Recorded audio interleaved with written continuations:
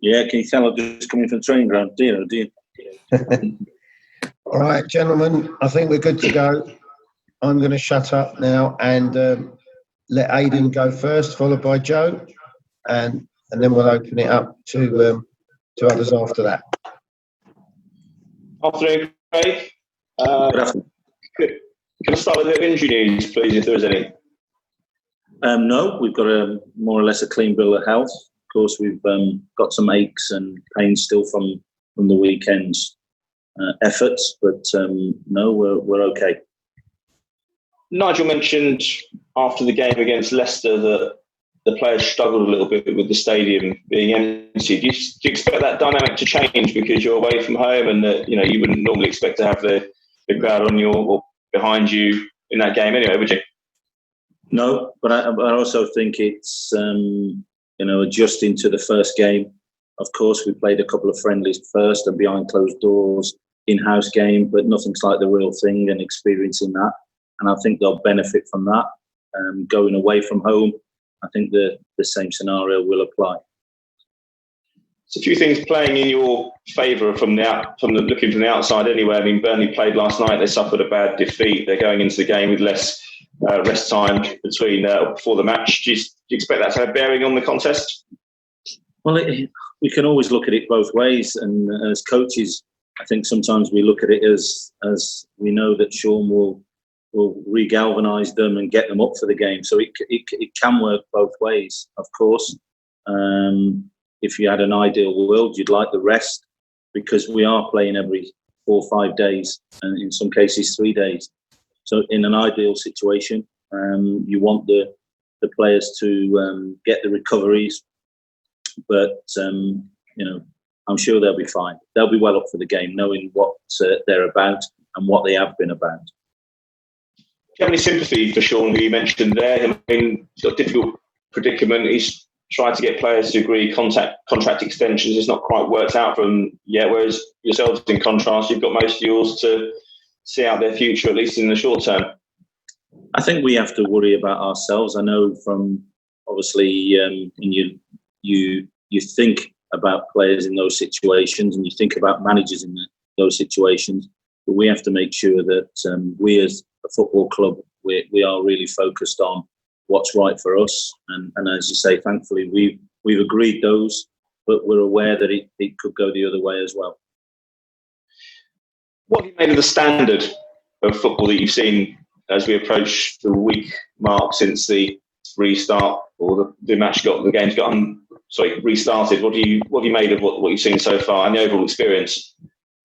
I think everyone keeps using the word strange, but I think the biggest thing for me is without the fans, it's been slower. It's a slower tempo. There's not the emotion of a tackle that gets the crowd going. It's not an emotion of a ball in the box and you overstep with putting players in the box, etc. So I've noticed such a slower tempo to it. Of course, they're going to have moments to it. You've noticed in a lot of games there's not been many goals early doors. And so the tempo will probably be the biggest factor for me. What's this period demanded of you as a backroom staff member? I mean, none of you will have experienced what we're going through now. You've obviously got to rotate players. The schedule is heavy. There's a greater risk of injury. It's a lot of things you haven't really had to manage in the past, isn't it? I think the biggest challenge was at the beginning when you had smaller groups. I think once you went into bigger groups and contact and playing 11v11s, it was back to normal as such. And especially it feels a bit like a pre-season before the start of the season, especially playing behind closed doors. So in one respect, it's new for us and it's new challenges as it is for the players, but it's something that we as coaching staff as well are getting used to.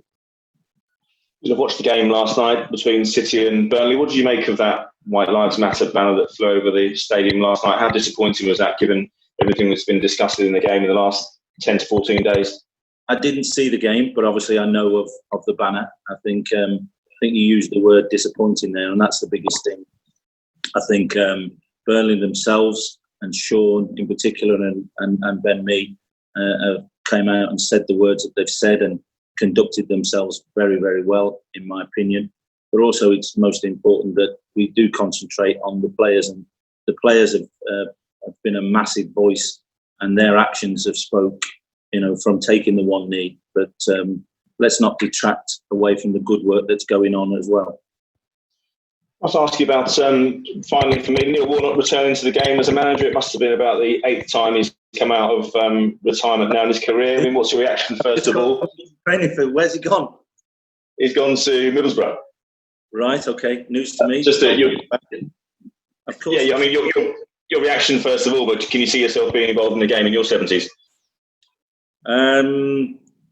What am I now, 57? I'd like to think so, but as you say, you see us with Roy as well, and now Neil. I think they have this drive, and I think you have to take the hat off to the people of that age, and the drive that they show, and the willingness to keep going. And good luck to him. Thank you.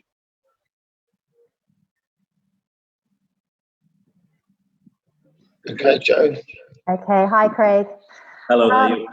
Yeah, I imagine that you're probably feeling fairly confident at the moment. Obviously, having a brilliant comeback goal against Leicester. Now you're about to play a team that's just lost 5-0.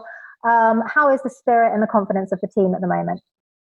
The spirit has always been good. I think when you concede a goal in the latter stages, as we did against Leicester, to lose the game would have been a massive disappointment. But to win it, to draw it, and to score the way that we did, obviously it gives a boost. But we don't get carried away, because I've said before that with Burnley losing as they did in the manner and the scoreline, we know how Sean will motivate his players. And history says that Burnley, they are where they are for a reason.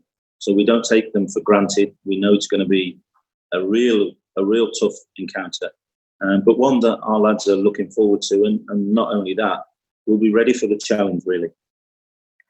They are also missing a number of key players, Burnley. So with that, they're probably feeling rather depleted at the moment. How do you sort of take that opportunity, kick them while they're down, if you might say?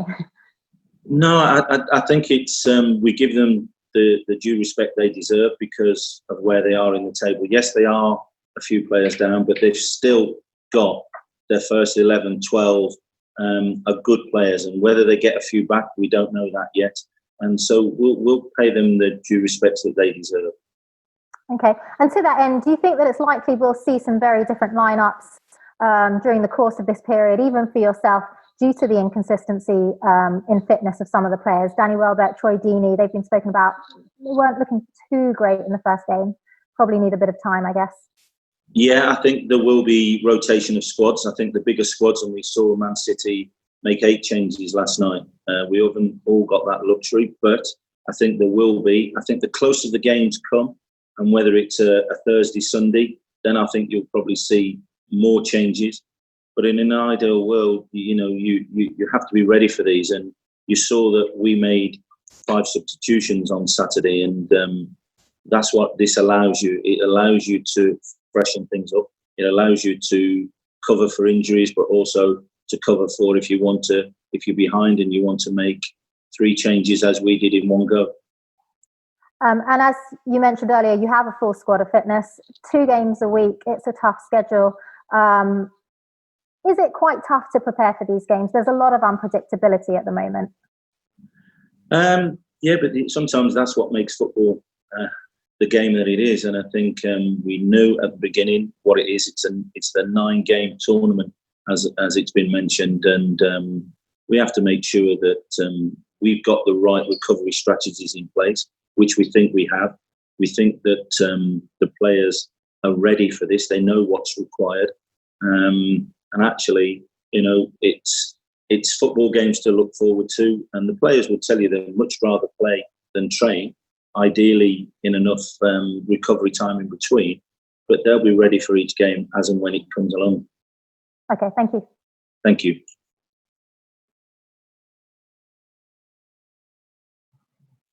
Okay, so we'll open it up.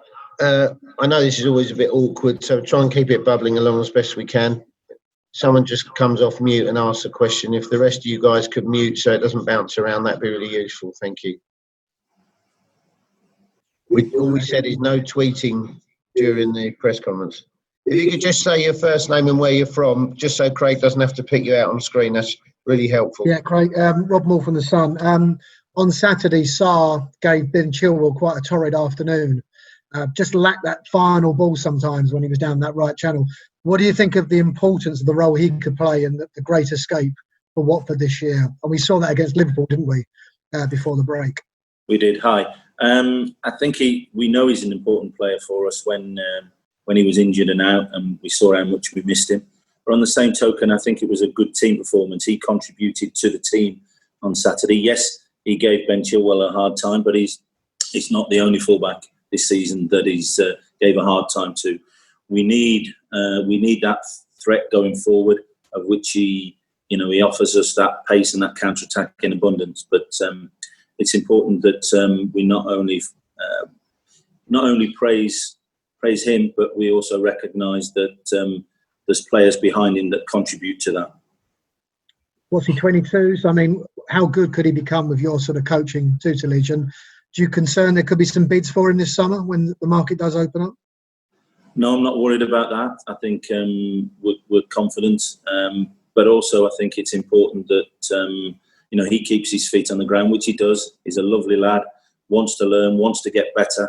And when they've got them attributes, we'll do all we can to support him. But as I say, we're very pleased with his contribution at the moment.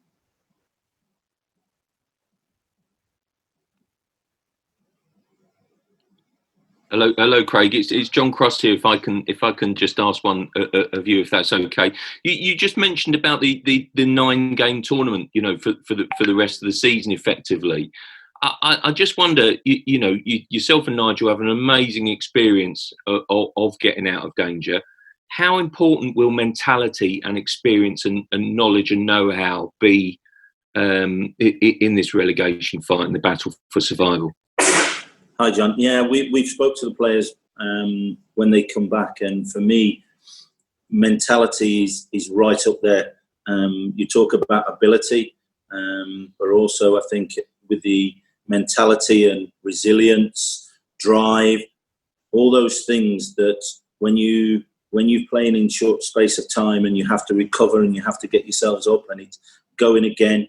And we go to a tough place on Thursday in Burnley, regardless of whether the crowd's there or not.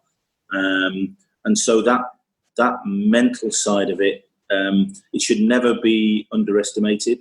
And I think, we've spoke to them about the 9-game tournament. And John, it did feel like that, really, getting on the coach after the Leicester game. And it felt like, we're going back to the training ground now. We're preparing for tomorrow's training. And it felt like I've done a few tournaments and it felt a bit like that. And so the mental side of it, as I said, shouldn't be underestimated, and the players are aware of that. You've got a luxurious position or a good position in that basically you've got big characters there, whether that's Ben, whether that's Craig, whether it's Troy. That must give you, a great deal of optimism that they're ready to buy into it. They're bought into it. They're strong mentally. Yeah, we have got some strong personalities, but what I would also say is some of the lesser ones that aren't so vocal have still got very, very good opinions. And I think as a coach, it's very important that you actually ask their opinions as well and make sure they're okay, because, the louder ones will naturally voice their opinions, especially sometimes not even when they're asked.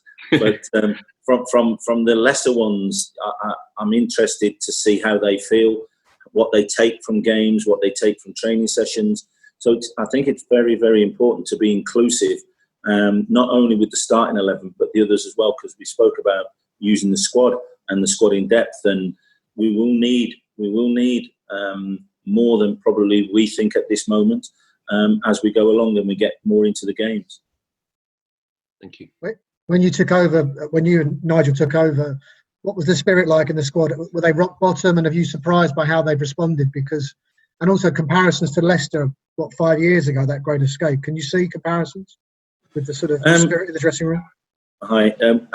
I didn't notice it when we took over. No, I didn't notice it rock bottom. I have to say that players responded straight away, and I think it's also important as us as a management team that we don't dwell on the past. We move forward. I think that's vitally important, and which we did, and we had a great response. They were in good hands before in Hayden and Stacky, and so.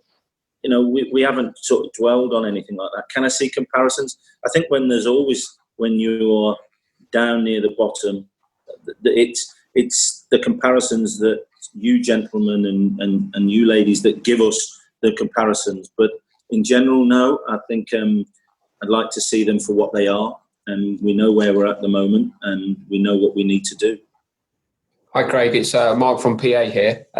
Just following on from what John asked you there, obviously you and Nigel, you've got the experience of the relegation battle, which is obviously going to hold you two in good stead. But do you notice that the players listen more intently almost to you guys because they know that you've been there and done that? So they know that what you're talking about, basically. Well, I think it goes twofold. That although we've been there and done it, this is a new experience for us because it's a different club, and I think we have to judge everything on its own merits. I think players will only listen if the information you're giving them is not only constructive but also the right information. And of course, they're the ones that judge that.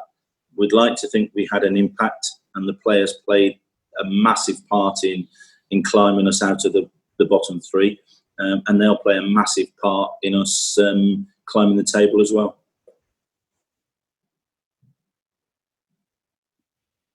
Great. Hi, it's Adam from The Athletic. I just wanted to ask you about Will Hughes as a left footer yourself, midfielder as well when you were playing. Can you just tell me about sort of his evolution, because he's been a key player since you and Nigel took over? He has. He's thought he was outstanding again on Saturday. It's our job to drive him even. I think he's got potential to get even better. I know he got in the Derby team as a young player, and he's. I think now he's established himself as a fully grown Premier League player that should have international ambitions. That's not to say that I'm putting pressure on his shoulders. No, I think it's one of them. I think he's that good. I think we're really pleased to have him in our team, and again, he's another one that is contributing to the team. And as I say, I don't want to get too carried away with individuals, but we're very, very pleased with Will's contribution at the moment. Just on another player, on Sarr, it was mentioned a little bit earlier on that maybe his deliveries let him down when he got to the byline. I don't necessarily agree with that view. I almost felt like there weren't enough players gambling with runs to the near post. He was getting the ball in a fair few times, but no one was gambling and getting in there, making those classic sort of striker runs. Is it almost too tough to keep up with him at times? Well, it can. We mentioned at half time about being more progressive and get people in the box. Something that we spoke about as a collective team. We know how quick he is, and as you say, sometimes it's. I think we always talk about the negatives with players of final ball. I'd like to think of the positives of what he can do. Can we improve on the other bits? And imagine what a player we have in our hands if we can improve him 5-10%. But we know what he can contribute as well. And just on the other side of midfield, I just wanted to sort of get your thoughts on who's best suited. I know that, and it was interesting being at the game. The word Maxi was being shouted a lot to sort of get Roberto Pereira to do various things. What do you think Watford need to offer down that left-hand side at the moment, and how many different options are you looking at? Because it's not just one player at the moment. You've got a few that could fill that role. He wasn't shouted at by me and Nigel more than the other players. I think we're pleased with Maxi, the way that he's come back and the sharpness and the work rate he gives us. Of course, when we lost Gerrard, we had to come up with another dimension. And I think what we have to do is we have to be flexible. we have to, always probably be a 4-3-3 where maybe Maxi can fill different roles as well as other players will. And I think we have to look at the squad in depth and what certain players can give us. But I mentioned earlier that with the 9 substitutions and being able to play 5, we can freshen it up into different formations or different players in the same position if we need to. And one other quick one, if I may, sorry. Just in terms of the how it works in the dugout, obviously we got a better insight into it because we can hear pretty much everything that's said. Sorry, you can probably hear a lorry going past in my room. Sorry. But who's responsible for saying what? Because it's not often you see two coaches side by side, and then Graham Stack sometimes chips in at certain points. Who is in charge of what? I think it's very obvious, as Nigel, as the head coach, is in charge. Of course, as staff and support staff, we support him in that. I think both myself and Nigel, would like to be inclusive with the other staff. That's why you have them there, and sometimes including Graham and Hayden in terms of how they think going. We also have a member of staff upstairs to have a view from there. So to answer your question, Nigel is in charge, and we are the support staff in behind to give him ideas and thoughts of when we're asked, or sometimes not even when we're asked, to give our opinion. Great, thank you. Thank you. Great. Can I just ask? Ian, yeah. Craig, can I just go back to the banner last night? What was the reaction of your players when they came into training? It's been a subject of conversation all over the country, I'm sure, and people have treated it with some kind of disbelief. What would your players have? I haven't asked them, in truth, because we was too much to organise this morning with the training, and so I haven't asked them. It wasn't the kind of thing that you overheard conversations about, no. Or whatever. No. Okay. I was just thinking, did you work with Ben Mee at Leicester, or had he gone by the stage? No, he'd gone by then. Yeah, I didn't work with Ben. Do you think sometimes it's important to recognise that one banner, one group doesn't reflect what the club is doing in the community? And that's what Ben was saying, that's what I said earlier. I think Ben and Sean handled it very well. Came out and spoke very well, and I think, as I say, we don't need to highlight it too much. For me, I think the players are doing a great job in respect of Black Lives Matter, and that's what we support them in that. And can I ask you about Troy? Because obviously he came late into the club after his reservations. What was he like coming back into the group from a coaching perspective, and what's he been since? Loud as normal, but I have to say, very pleased with his fitness levels, how he come back. He'd obviously been working a lot at home, as they all had, on their own personal one-to-one personal programs, and so we were very pleased with how he'd gone. Yes, he lacked a little bit of match because he sharpness and 11v11 work, but we've managed to get that in him. And as you saw on Saturday, I think we spoke with John about the mental toughness and mental resilience. Well, Troy's got that in abundance, and as I say, we're very pleased with how he did come back, and he'll need that baseline for the amount of games that we've got in a short space of time. Okay, guys. We just have the local guys. Hang on, we'll just have a couple at the end for them. But thanks to everyone else for being so respectful. It's really quite unusual. It's much more of a fun bum fight when we have you in person. But good to see everybody. Thanks for joining.